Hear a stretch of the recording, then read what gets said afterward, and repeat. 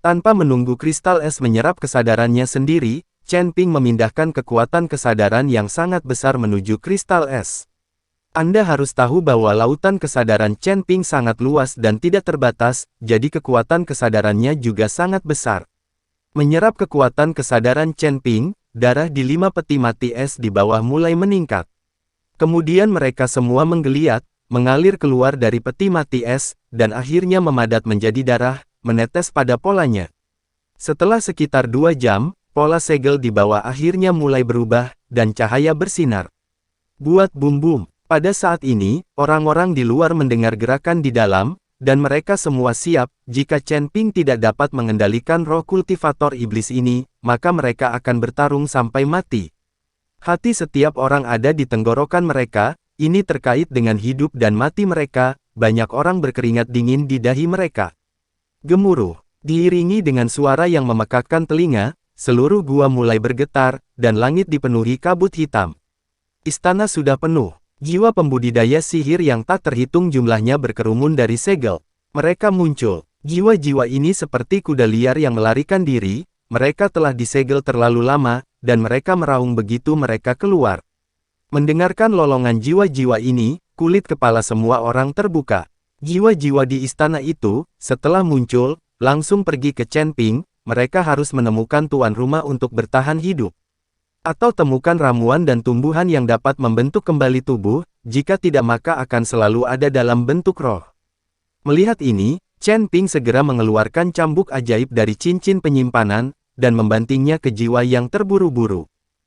Dengan suara jernih, jiwa yang bergegas menuju Chen Ping langsung dimusnahkan oleh cambuk ajaib, bahkan tidak ada sisa nafas yang tersisa.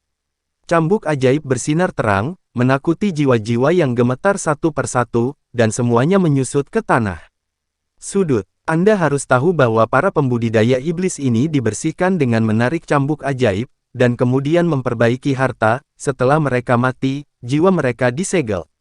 Sekarang melihat cambuk ajaib di depan mereka, jiwa-jiwa ini secara naluriah mulai gemetar ketakutan.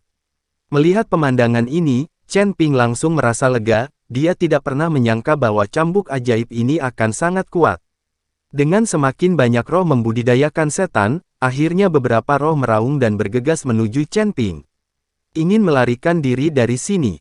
Melihat ini, Chen Ping langsung melambaikan cambuk ajaib di tangannya, dan dengan beberapa suara tajam, cahayanya berkelebat. Tetapi jiwa dari mereka yang telah muncul kembali semuanya tersebar, tidak meninggalkan apapun. Kali ini, semua jiwa menjadi jujur. Awalnya mereka berpikir bahwa menembus segel akan membuat mereka bebas. Tapi aku tidak menyangka akan dikendalikan oleh seseorang menghadapi cambuk ajaib, tidak ada jiwa yang berani melakukannya.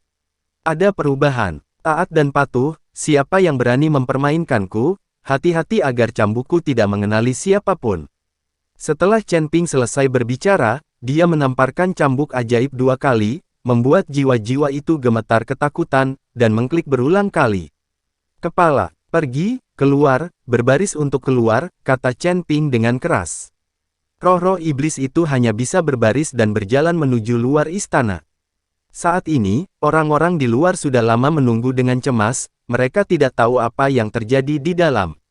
Terutama Ruyan Liu yang selalu mengkhawatirkan keselamatan Chen Ping. Aku tidak menunggu, aku akan masuk dan melihat. Ruyan Liu tidak bisa menunggu lebih lama lagi. Nona Liu, itu dipenuhi dengan energi jahat sekarang.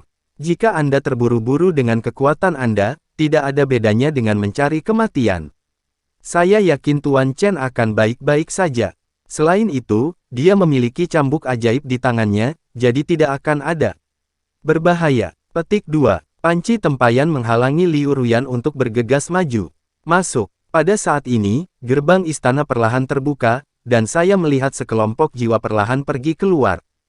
Melihat pemandangan ini, semua orang menjadi gugup, dan terus melangkah mundur satu persatu, memegang senjata mereka dengan erat di tangan mereka. Tepat ketika semua orang akan mengikuti jiwa-jiwa ini dengan putus asa, sosok Chen Ping muncul di akhir. Semuanya berbaris, jangan mengacau. Chen Ping berkata dengan keras. Jiwa-jiwa ini semuanya berbaris dengan patuh. Sepertinya berantakan. Melihat pemandangan ini, semua orang tercengang, mereka tidak tahu bagaimana jiwa-jiwa ini nyata. Bagaimana dengan Chen Ping? Saat itu, beberapa roh melihat lubang itu. Arah mulut, tiba-tiba melonjak, menuju lubang. Terbang menjauh. Selama mereka melarikan diri, bahkan jika Chen Ping memiliki cambuk ajaib, tidak perlu takut. Tapi ketika beberapa jiwa terbang ke pintu masuk gua, tapi mereka ditolak oleh kekuatan. Pada saat ini, mereka tahu bahwa ada monster di pintu masuk gua. Penghalang. Saya belum menunggu jiwa-jiwa yang melarikan diri ini bereaksi. Ayo, cambuk ajaib Chen Ping sudah digunakan. Setelah beberapa cambuk dicambuk, jiwa-jiwa itu menghilang dalam sekejap. Seolah-olah itu tidak pernah ada. Sialan, senjata macam apa ini? Tajam. Ya Tuhan, apakah ini senjata peri? Melihat cambuk ajaib di tangan Chen Ping, banyak orang terkejut. Bahkan jika jiwa kehilangan tubuhnya dan kekuatannya menurun. Bukannya mereka tidak memiliki kekuatan sama sekali, bahkan Lao Kong dan yang lainnya dengan kekuatan peringkat ke-8 dari Fusion Realm tidak berani mengatakan bahwa mereka dapat membunuh beberapa jiwa dengan begitu mudah. Chen Ping mengandalkan cambuk di tangannya, dan setelah beberapa cambuk, jiwa segera menghilang. Dari sudut pandang ini, cambuk di tangan Chen Ping mutlak. Ya tidak semuanya, tapi tidak banyak orang yang tahu tentang merokok cambuk ajaib. Hanya Wagang dan Liu Ruyan yang tahu. Gao Qiji tidak mendengar kakak laki-lakinya menyebutkan. Terlalu banyak cambuk ajaib.